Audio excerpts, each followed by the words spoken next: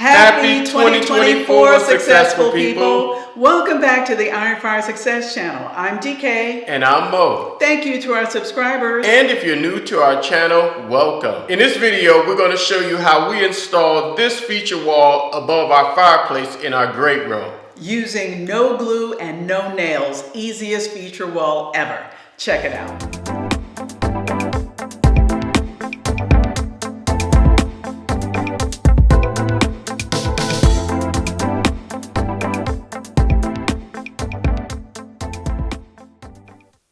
We decided to use this wall above our fireplace in the great room for our feature wall.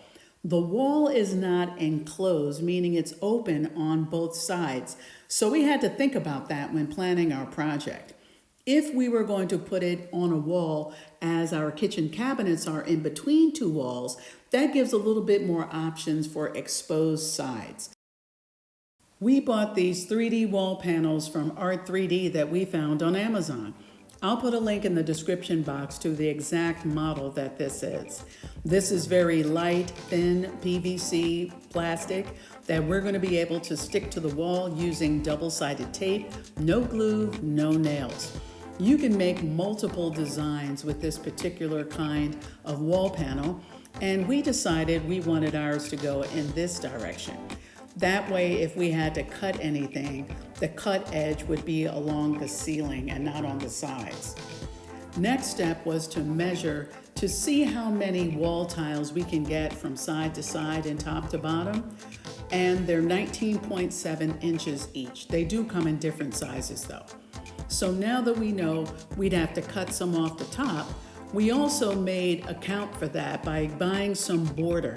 This self-adhesive border will go around and hopefully hide any edges. Next, we cut the tops of the tile. So first he marked where the cuts were going to go on this top part of the grooved part of the tile. For this, he used a utility knife and some scissors. This was by far the most tedious part of putting this feature wall up. He used the scissors to just get a little head start on cutting through the edges and now scored these top parts of these grooves with the utility knife just to make it easier to cut through when he ultimately had to cut through this entire piece of plastic. The plastic is hard and it was not too challenging, but a little challenging to be able to cut straight through.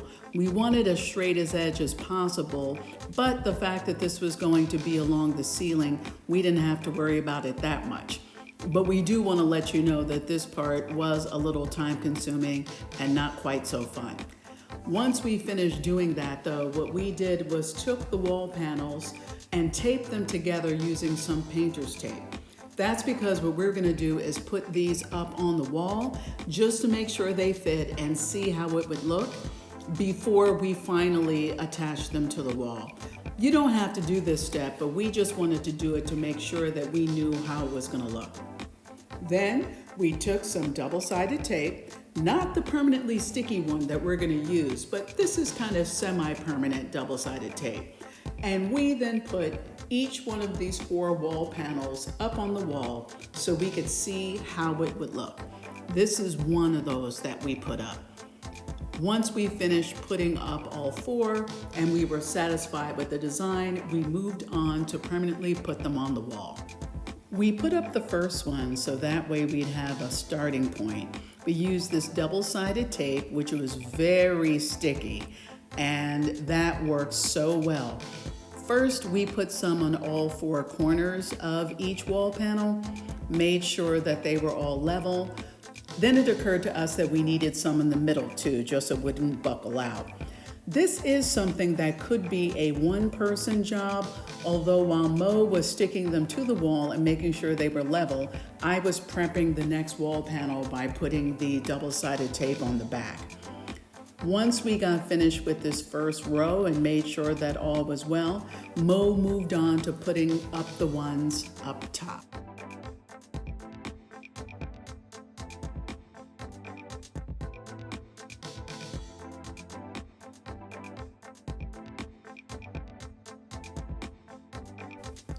For these two in the middle, we use the semi-permanent double-sided tape because we will eventually put a TV there. So we measured and took notes and made sure we knew where those outlets were, but we didn't want to use the permanent tape and then have a hard time getting those off when it's time to hang our TV. We have all the tiles up on the wall and we love how this looks, except we now realize that the 2-inch thick flat border that we bought is not going to work with this space. So we bought a different kind of self-adhesive border that's only 1 inch thick, and it has a little bit of texture to it, which is going to go nicely with the movement of these wall tiles. Now, we did need to buy a cutting tool from Amazon to help us make those corner cuts to get that picture frame look, and we'll show you what the tool is and how to use it. So what is that set to? So this is set to 90 degree. In other words, if I cut, I'll cut straight across. This is a straight cut. If I want to get a 45 degree, which is what we're going to be using, I click this. You can see there's numbers on the end here. 45, okay. So again, 90 straight across, 45 gives you an edge that looks like this. Okay, and it looks like you practiced on some of these first, right? Right.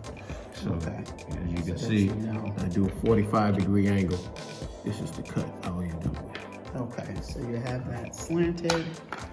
You come down here. You marked off where you're going to cut it?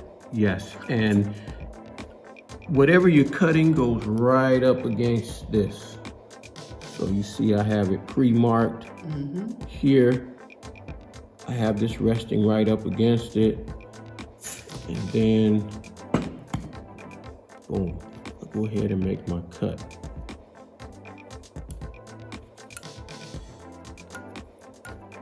You still have it down for there, and the adhesive on the back. This blade is really sharp. It has a locking mechanism. Make sure you lock it up so you don't rub that blade by mistake. And the only thing that's left on here is the adhesive, which is why that was still hanging. And now we have a 45 degree angle on that end, and now I'm going to go and cut the other end. So we're going to be doing the opposite. So as you can see, when I rest this up against here, for the right edge, I had it here. For the left edge, I'm turning it here to make the angle. And again, you're not turning the actual device. What you're doing is just resting what you're cutting up against. Looks like there's a guide right there too. Yes. After getting the cuts done, we were easily able to just put up the border. Now, it is a peel and stick, but it does have a little weight to it, so having someone to help you would make it a little bit easier, but you could do it as a one-person job. Once we knew where the first one was, we just marked off where the second corner cut should be. We're easily able to make those corner cuts and peel and stick this border to the wall.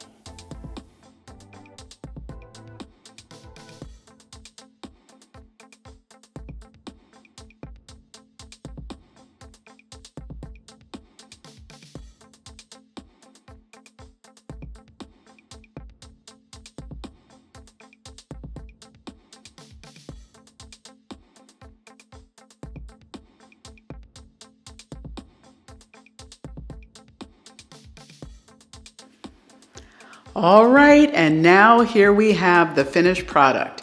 We, after putting the border together, used this spackle, dry deck, spackling and nail hole filler to fill in the edges of the border, and it came out spectacularly. Let me move in a little bit closer so that you could see what this looks like. Along the bottom, see there? That's all filled in, and he also filled it in at the top. Here is our feature wall art project, all complete. Thank you for watching. Please subscribe for more content about new home construction and model home tours in and around San Antonio. And stick with us as we continue to bring you easy DIY projects as we turn this house into a home. As always, until next time, be peaceful, stay prayerful, and count your blessings.